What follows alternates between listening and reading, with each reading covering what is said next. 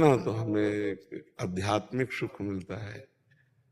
और हमें आपको देख के सुख मिलता है कि मन कोई की इच्छा पूरी हुई है। साधु एक आया है जो त्रैगुण के आगे की बात कर रहा है। आपने जिनको भी जवाब दिया अभी भी यही बोल रहे हैं कि नाम ही बस सब केवल वही है। जी गुरुवाणी जी और जितने भी ग्रंथ हैं, जितने भी संत हैं, सबका सार है नाम और साधु सेवा, साधु संग, सत्संगत। बस इसी से पार होगा। अगर भगवान नाम, हरि नाम आप जप रहे हैं तो जिधर जाना चाहेंगे, निराकार साकार जो अनुभव करना। खास बात है संसार का चिंतन छूटना।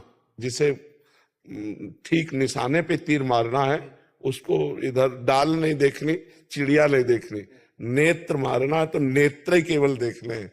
जैसे लक्ष्य है ना कि चिड़िया के नेत्र को बेधना है, तो डाल पे चिड़िया बंधी है, फिर उसके नेत्र गलत, निशाना सही नहीं लगेगा। न डाल दिखाई दे न चिड़िया दिखाई दे, केवल सीधे नेत्र दिखाई दे और मारो, निशाने पे मारो। तो हमें उस अकाल परम पुरुष परमात्मा की प्राप्ति करनी है। तो बस वाहे गुरु वाहे गुरु वाहे गुरु, संसार का चिंतन छूट जाए तो ये सब बनता है, बिगड़ता है। सृजन, पालन और संहार, ये तीन माया की लीलाएं हो रही। तो इनके ऊपर उठ के बात करो, इनके ऊपर उठ के चलो, क्योंकि जैसे परमार्थी है ना तो इनके ऊपर चलता है, जो स्वार्थी होता है ना वो इनके अंतर्गत चलता है। जब परमार्थ का ऊपर से ऊंचाई से दर्शन करो, जैसे आप हेलीकॉप्टर ऊंचाई पे ले जाओ, फिर देखो तो आपको छोटा बड़ा नहीं दिखाई देगा, सब बराबर दिखाई देगा। तो जब ऊंचाई पे चढ़ोगे तो समदर्शिता आएगी, समदर्शन, सब में एक ही परमात्मा रमा हुआ है। ये अनुभव बिना वो मोक्ष को प्राप्त नहीं होता, वो परमात्मा को प्राप्त नहीं होता। सर्वम खलमिदम ब्रह्म ने नानास्ति किंचन, सब में वही राम रमा हुआ है, सबके हृदय में रमा हुआ है। वही मूर्त है साकार, वही अमूर्त है निराकार, वही जड़ है वही चैतन्य। उसके बस शांत हो जाओ, चिंतन शून्य हो जाओ। अगर चिंतन है तो परमात्मा का, नहीं तो अपने स्वरूप में, तभी बात बनती है।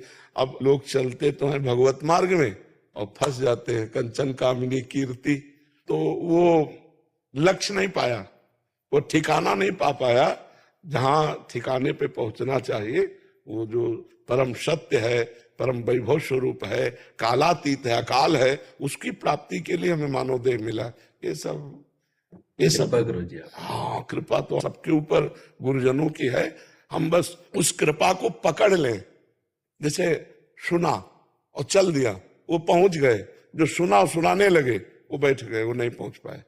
पहले पहुंचो, पहुंच करके फिर बोलो, तब तो बात समझ में आएगी। और जो पहुंचा नहीं तो फिर इसी प्रपंच का सुख लेने लगता है, थोड़ा घुमा के लेने लगता है। पहले था कि मायाकृत को सीधे ग्रहण कर रहा था, अब माया को इस भेष से घुमा के ले रहा है। तो वो परमात्मा की प्राप्ति नहीं हो सकती। परमात्मा की प्राप्ति के लिए सीधे आपका परमात्मा से संबंध है, उसे स्वीकार करो और नाम जप करना शुरू करो। हमने नानक साहब जी की वाणी पढ़ी, गुरु नानक साहब, उन्होंने कहा मूड मुड़ा लो या जटा रखा लो, आप चाहे दिगंबर घूमो चाहे वस्त्र धारण कर लो, इससे कुछ नहीं होना।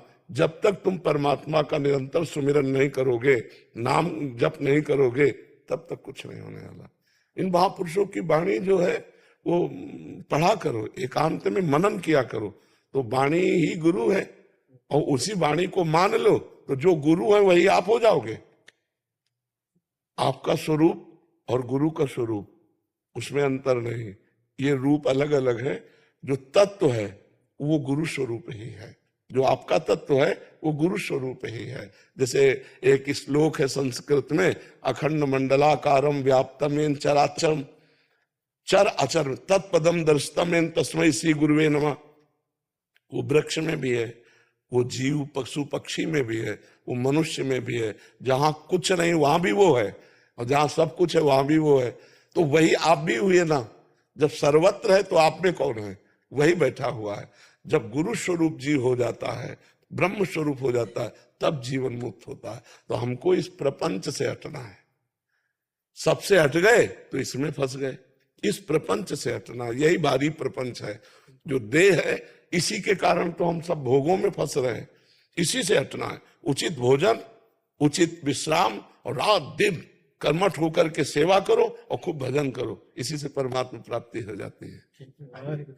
वाहेगुरु का खालसा, वाहेगुरु जी की फतेह। राधे।